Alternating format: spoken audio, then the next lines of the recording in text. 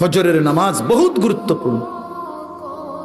আমাদের নবী সাল্লাল্লাহু আলাইহি সাল্লাম রবিউল আউয়াল মাসের সোমবারে সর্বশেষ উম্মতকে, নবীর সাহাবীদেরকে মসজিদে ফজরের নামাজের সময় দেখে পুরা মসজিদ ভরা দেখে খুশি হয়েছিলেন এবং নবীজি চোখের পানি ফেলে কাঁদছিলেন।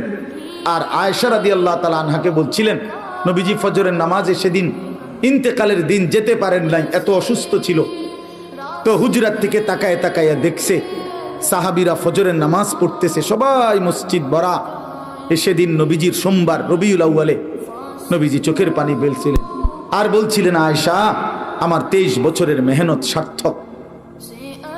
23টা বছর আমি চোখের পানি ফেলছি, রক্ত ঝরিয়েছি, তায়েফে পেটে পাথর বাঁধছি, বিনিময়ে আমি যেমনটা চেয়েছি আমার সাহাবীদেরকে তেমন দেখলাম।